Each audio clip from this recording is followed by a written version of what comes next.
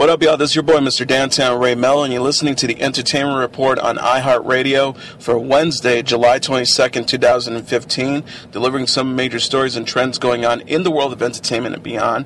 You can follow the show on Facebook or on Twitter, facebook.com/The Entertainment Report with Ray Melo, that's RAYMELO, or on Twitter at The Enter Report. You can listen to the show anytime you want on iHeartRadio. Just go to iHeart.com, search for The Entertainment Report, and it'll take you to the page. President Obama is hell-bent on keeping Jon Stewart at The Daily Show. Obama said Tuesday during his final appearance on Stewart's Comedy Central show, "I can't believe you're leaving before me. In fact, I'm issuing a new executive order that Jon Stewart cannot leave the show." The president quickly joked about his new order is already been challenged in the courts. Stewart, who will be leaving The Daily Show next month after more than 15 years, pressed Obama on the recent Iran nuclear deal and the issues facing veterans as they try to get medical treatment at VA hospitals. Obama said, "I do think the work we did early starts bearing fruit later. It just so happens that people are seeing the work we did when we first came in. Iran, for example, it took 4 or 5 years to get them to the table." Regarding the VA, Obama acknowledged that his administration has failed to live up to the promise of reforming the system for U.S. veterans within 5 years. He said the situation with VA has always been we make a promise, but it's too often under-resourced. He also added people work hard in the VA, but if you have a government that was built on 1930 models and it's not updated for decades, there will be a gap in terms of what it's doing now relative to what other folks do. The president continued by saying, "It's the biggest example of that. We are redesigning from soup to nuts." Tuesday marked Obama's 7th and final appearance as a guest on The Daily Show with Jon Stewart and his 3rd since taking office as president. MSNBC host and former presidential candidate Reverend Al Sharpton gave his take on Donald Trump's presidential campaign Tuesday, criticizing the real estate mogul as a lounge singer not stepping up to the main stage. Sharpton told the Washington Post, "What plays at Lincoln Center don't play at the Apollo, and I think that he is an Apollo act in Lincoln Center." Sharpton, who has a tenuous relationship with Trump for years in New York City, noted that Trump needs to realize he can't operate politically as if he's doing a real estate deal. He says he doesn't understand you are now on center stage. You can't talk about McCain like you're talking about the real estate guy bidding against you for a building in downtown Brooklyn. The civil rights activist also noted that it's understandable Trump has been caught off guard by the brushback against his comments on immigration and McCain. He said, why was he surprised? Because nobody called him on all the outrageous stuff he said about President Obama. That's because he was the guy in the lounge talking about the president. Nobody called him when he was talking all this immigration because he was the lounge guy in the lounge. Attorneys for embattled comedian Bill Cosby are going on the attack against the media and one of Cosby's accusers. In a new legal filing obtained by the Rap, Cosby's attorneys allege that Andrea Constand and her lawyers violated a settlement agreement between her and the comedian and asked that further details of the settlement remain sealed. In the papers filed in federal court in Pennsylvania on Tuesday, Cosby's legal team said that Constand is asking the court to, quote, negate the confidentiality portions of the settlement agreement that Cosby and Constand struck in 2006 while retaining the financial benefits of the settlement. The court papers read, telling plaintiff did not seek to void the entire settlement agreement. Obviously, she wants to keep what she was paid. As the Rap previously reported, Constant, a former Temple University employee, is seeking to void the 2006 confidentiality agreement because she has quote, come to the realization that she once again must defend herself in the forum chosen by the defendant. Tuesday's filing reads, plaintiff's motion itself violates the settlement agreement. The new court papers come after excerpts from Cosby's deposition in the case was released on July 6, revealing that Cosby admitted to obtaining Quaaludes to give women he planned to have sex with. Tuesday's filing contends that the Quaaludes admission does not amount to a confession to rape, though Cosby's lawyers contend the media took it as such. Tuesday's legal filing said those experts did not, however, contain any testimony the defendant engaged in any non-consensual sex or gave anybody, quote, Quaaludes without her knowledge or consent. The documents go on to give a fairly detailed description of the popularity of Quaaludes in the 70s.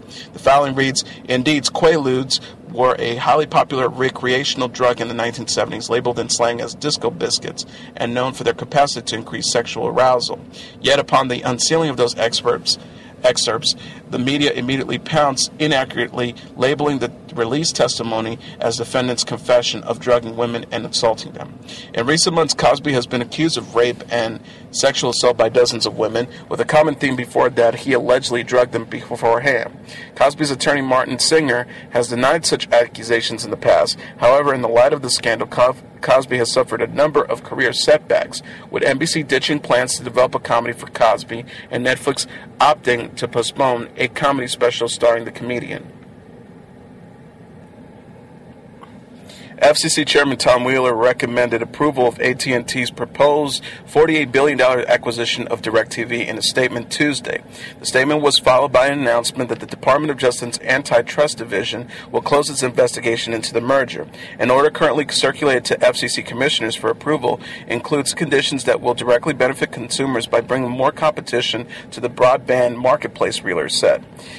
Wheeler said at first, the conditions will build on the open internet order already in effect, addressing two merger-specific issues. First, in order to prevent discrimination against online video competition, AT&T will now permit to exclude affiliated video services and contain from data caps on its fixed broadband connections. Second, in order to bring great transparency to interconnection practices, the company will be required to submit all completed interconnection agreements to the Commission, along with regular reports on network performance. Assistant Attorney General Bill Baer of the Antitrust Division said that the DOJ's investigation benefited from the division's close and constructive work relationship with the FCC. Baer said, after an extensive investigation, we concluded that the combination of AT&T's land-based internet and video business with DirecTV's satellite-based video business does not pose a significant risk to the competition. The commitments that have been proposed FCC order includes, if adopted, will provide significant benefits to millions of subscribers. As one of the conditions, the FCC will require an independent officer to ensure complaints with the proper conditions, Wheeler added. He concluded by saying these strong measures will protect consumers, expand high-speed broadband availability, and increase competition. Novelist E.L. Doctorow, best known for the 1975 historical book Ragtime, died Tuesday at the age of 84. The New York-born writer won numerous awards for his novels, including a National Book Award, 3 National Book Critic Circle Awards, 2 PEN/Faulkner Awards, and an Edith Wharton Citation for Fiction, and the National Humanities Medal. The cause of death was complications from lung cancer, and the author died in Manhattan. His son Richard told the New York Times. His most famous work, the 1975 historical novel Ragtime, innovatively blended fictional characters with historical figures in the early 1900s America, including Harry Houdini, J.P. Morgan, Emma Goldman, and Booker T. Washington. The book was adapted into a 1981 movie directed by Milos Forman and starred James Cagney and Pat O'Brien in their final screen roles. The film received 8 Academy Award nominations, including for supporting players Elizabeth McGovern and Howard E. Rollins. Ragtime was also adapted into a Broadway musical in 1998, where it was nominated for 12 Tony nominations and won 4. Aside from his novel, Doctorow also wrote several volumes of short fiction and a stage play. Rapper 50 Cent's claim in court that his flashy lifestyle is just an illusion is a joke. An attorney for Lastania Levinson told the Rap on Tuesday. Levinson's attorney, Hunter Sholnick, said, "It's almost laughable for Mr. Jackson to think anyone believes he's broke and that everything is smoke and mirrors." Referring to the rapper by his given name, Curtis Jackson. His business entities show otherwise. Jackson made the claim in the Manhattan Supreme Court earlier in the day, claiming that after posing for pictures with flashy vehicles and accessories, "I take the jewelry and the cars back to the stores." The hip-hop mogul also downplayed his income from record sales, claiming, "I make 10 cents a record," and said that he only makes in the area of $150,000 from each of the first 2 seasons of the Starz drama series Power, which he executive produces. Jackson was sued by Levinston, who claims he put her private sex tape on the internet and doctored it. In the 2009 clip, Jackson serves as a commentator named Pimpin' Curly, narrating a video made by Levinson and her then-boyfriend. Wearing a wig, he makes crude comments about Levinson and his rap rival Rick Ross, with whom she has a daughter. Last week, a jury handed down a $5 million verdict against Jackson in the case, after which he was declared Chapter 11 bankruptcy. Levinson was subsequently granted a motion for relief from the automatic stay that the case would have been placed under as part of the bankruptcy code. A jury can now go forward to determine whether punitive damages can be asserted against the hip-hop mogul. During Tuesday's court appearance, Jackson's lawyer placed the rapper's worth at $4.4 million. That's a far cry from an estimate published by Forbes in May, which ballparked 50 Cent's net worth at $155 million. Another court hearing will take place on Wednesday to determine whether an expert would be allowed to testify on the rapper's behalf. The court will resume the case on Thursday. HBO has renewed political comedy The Brink for a second season. Jack Black and Tim Robbins star on the series created by brothers Roberto and Kim Benabib. The Brink, executive produced by Jerry Weintraub, is described as a dark comedy focusing on a geopolitical crisis and its effect on three disparate and desperate men: Walter Larson, U.S. Secretary of State; Alex Talbot, a lowly foreign service officer; and Zeke Tilson, an ace Navy fighter pilot. These three comprising souls must pull through the chaos around them to save the planet from World War III. Roach is also executive producing the project, as is Roberto Benabib, who wrote Weeds, Season 1 episode with Kim. Pablo Schreiber, Mary Beth Monroe, and Issa Morales also star in the comedy. Ryan Seacrest's Knock Knock Live got off to a strong start on Tuesday as the Fox show ambushed viewers on their doorsteps. With the help of co-hosts in the field, including Tyler Posey, Kelly Pickler, Adrienne Babylon, Ross Matthews, Chewy Martinez, and Jordan Shorty Johnson, the hosts brought unsuspecting victims to tears when they turned up with cases full of cash and some of their favorite stars. A family in California had the opportunity to win $25,000 for answering a question about their neighbors. Meanwhile, American Idol alum Pickler dropped country band Florida Georgia Line in the front yard of a Nashville, Tennessee family, armed with tickets to a concert on a cruise, of course. Dante Revenue, a Georgia-based music teacher, got the shock of a lifetime when Oscar-winning hip-hop star Common came a-knocking. Rameau revealed that the main thing on his mind was, "Don't fanboy him, don't fanboy him." Rameau, the co-founder of the Atlanta Music Project for Local Youth, was rewarded for his help to the community with a brand new van for the group, while the kids got the opportunity to perform with the Glory singer. The biggest treat of the night, however, was for the lucky soccer fans who got David Beckham ringing their bell. The former Manchester United star sparked a house full of screams when he ambushed the Gonzalez family of Chino Hills, California. They got 7 brand new iPhones care of Spirit, which Beckham is a spokesperson for, as well as having their bills paid for the next 10 years. He told them before presenting a check for $100,000, "I've heard how much you work. You're such a tight-knit family." Of course, the first question on their minds was, "Do we get to play soccer with you?" before the English champion proved that no one can bend it like Beckham. Michael Chiklis is heading to Gotham. The Shield and American Horror Story Freak Show actors join the regular cast of the Fox superhero series in his role of Captain Nathaniel Barnes, a key member of Gotham's police force. The DC Universe show also stars Ben McKenzie as young Detective James Gordon, Donald Logue as Detective Harvey Bullock, David Mazuza as Bruce Wayne, and Robert Lord Taylor as Oswald Penguin Colpot. It was created by Bruno Heller. Jada Pinkett Smith has yet to reveal she's coming back as villain Fish Mooney for the sophomore season. She said on Live with Kelly and Michael in March, "I don't think so. I signed for a year and the year's up." TV Line was first to report this casting. Gotham Season 2 premieres on Monday, September 25th at 8 p.m. on Fox. Kardashian Brand is moving up the cable dial. A&E's fledgling FYI network has ordered a primetime talk show centered on Khloe Kardashian. On the aptly named Cocktails with Khloe, Kardashian will be joined by celebrity guests and friends in the kitchen and around the table for a dinner party filled with cooking, pop culture, party games. The Los Angeles-based entry, which will be produced by Craig Pillian's Pilgrim Studios, set to launch with 8-hour-long episodes later this year. Kardashian said in a statement announcing the news on Tuesday, "I'm lucky I've been able to invite fans into my life and home on a weekly basis, and this show will give me the opportunity to continue to do that with next and exciting guests."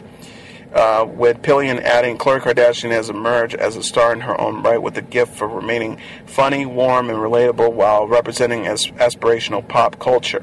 Khloe Kardashian is no stranger to the spotlight, having hosted shows like Fox's The X Factor, fronted spin-off Khloe and Lamar, Kourtney and Khloe Take Miami, and published dishy books, Kardashian Confidential. She'll continue to be a presence on cable rival E!, Lloyd Bond's OTT hub, and in Myra tabloids as well.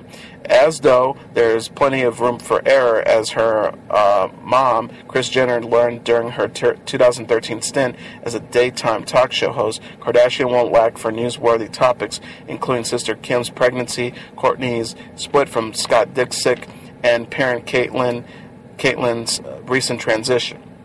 News of Kardashian's forthcoming show comes as the year-old lifestyle network looks to brand itself in an increasingly crowded cable landscape.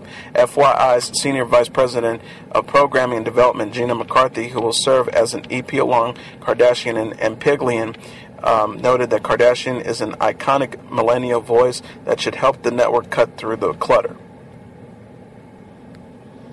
Summer's tight race between NBC's American Ninja Warrior and ABC's The Bachelorette swung back in NBC's favor on Monday night.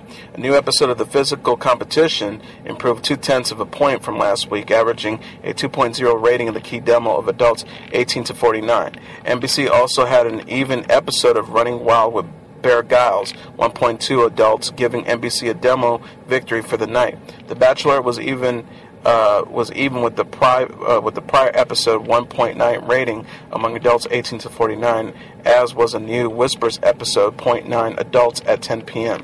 So You Think You Could Dance matched last week's 1.0 rating in the key demo on Fox, and the CW's block Penn and Teller Fool Us 0.5 adults, Whose Line Is It Anyways 0.4 adults, and Cedric's Barber Battle 0.2 adults held steady. Taylor Swift, Ed Sheeran, and Beyonce lead this year's nominees for the 2015 MTV Video Music Awards. The award show announced its list of nominations Tuesday on the Beat One Charts show. Beginning immediately, fans can vote for their favorites in a handful of categories, including Video of the Year, Best Male Video, and Best Female Video. This year, voting for the Artist to Watch award will run through the celebration's pre-show coverage, at which time the two top artists will be revealed and compete over a live hashtag vote. Voting is available here. Nominees for the socially voted category Best Song of Summer will announce at a later date. The 2015 VMAs will air live from the Microsoft Theater in Los Angeles on August 30th at 9 p.m. It was revealed Monday that Miley Cyrus will host the show.